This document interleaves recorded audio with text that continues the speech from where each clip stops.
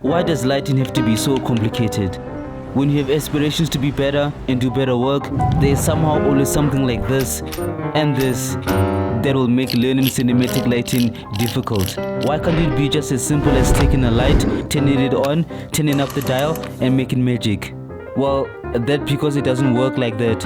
Like every skill, there are fundamentals to learn, but the nice part about it is that once you learn them, you'll never forget them. And these are the lessons that will get you professional lighting with any camera. So let's begin. But first, let's wake up, get fresh air, contemplate on whether I should get rid of the plants because they are dying.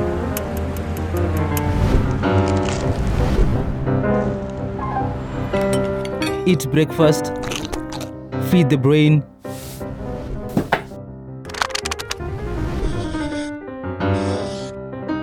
run errands,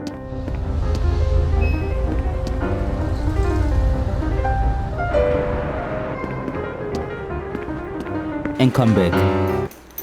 So vandaag we are going to learn how to make good lighting the easy way. So how I was able to understand the concept of lighting was by understanding these fundamentals. 3-point lighting, backlighting, practical light, overhead light, diffusion, bounce lighting, ambient light, hard light, soft light, and low-key lighting. After months of putting these fundamentals to practice, I have found a simpler way to understand them and use them.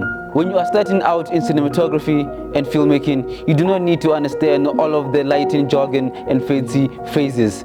The only thing that you need to know and understand is the execution.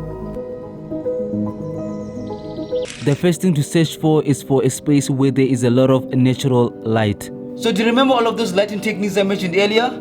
Soft lighting, backlighting, key lighting, low lighting, 3-point lighting. I want you to forget about all of them. There should only be one word that should be running through your mind the whole entire time you're setting up your shot.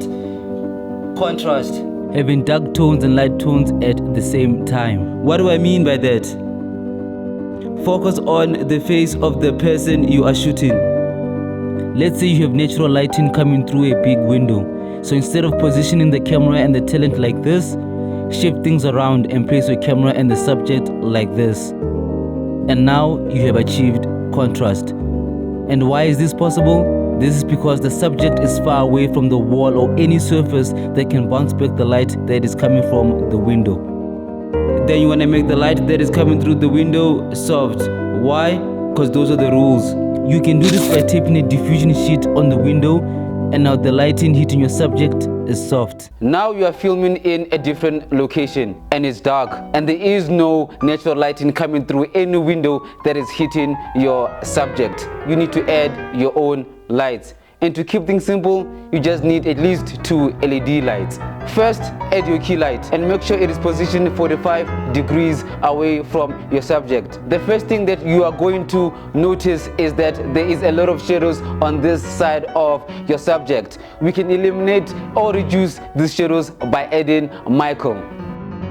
Now you think that everything looks nah. You can see that the edge of your subject is blending with the background. We can now separate the subject from the background by adding our second LED light, which will be placed right at the back but high above your subject. Now, after consuming all of that information, you need to digest it. Go outside and surround yourself with non-technological objects and breathe. Then once you have returned, don't rush in and start shooting a human being. You first need to practice with a pineapple. So this is a shooting scenario where you are filming in a space that is dark and there is no natural lighting that is coming into the room that is helping you to light your subject. Just like in my earlier example, what you need is 2 LED lights and Michael. So it was a key light that is taking out the brightest light in our scene. Then we have Michael, who is bouncing back some light from our key light back to this side of our subject, just so it is not too dark. Then there at the back, remember, because we need to separate our subject from the background, we have a backlight. Right now we are in the dark. Then we add in our key light that is illuminating most of the scene of our pineapple. Remember, it is positioned 45 degrees never in the front, so that we can achieve our magic word, contrast. And you see contrast by light and dark at the same time. Then you notice that this side is a little bit too dark. That's when you bring in the OG Michael. By adding Michael, now you have reduced the intensity of our shadow. Now it looks a little bit better. This is the point you probably think that everything is nah, and then you remember, nah, it is not nah, because our pineapple is not separated from the background. Then what do? We add in our backlight. Now we've added our backlight, and that is helping us to separate our pineapple from the background. Now after you've practiced, you're ready to go and shoot human beings. Always remember the pineapple. Picture the pineapple when you're shooting your people. Now that you have learned how to execute good lighting, now you're ready to go and learn the terms of each lighting technique. I'm sure you're probably asking yourself, who the hell is this guy who is talking too much? Well, to answer that question, we need to go back when I discovered art. My passion for art started way back in high school, where I got average pass marks for every single subject except for one, visual art. This was when I discovered my passion for painting and drawing.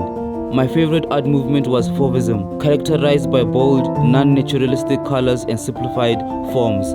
But it was only when I discovered the famous painting Song of the Peak by Jared Sokoto.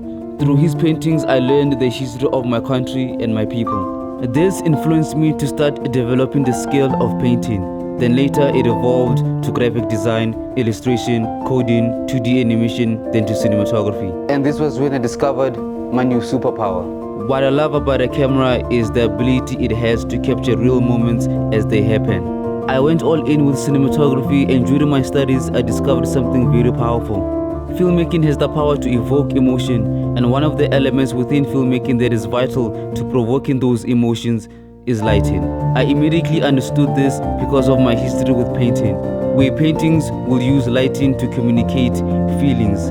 I have spent years and countless hours learning and improving on the technical aspects of filmmaking, and I still don't know anything. There's a lot more things that I still need to learn, especially when I want to tell the stories of the world around me.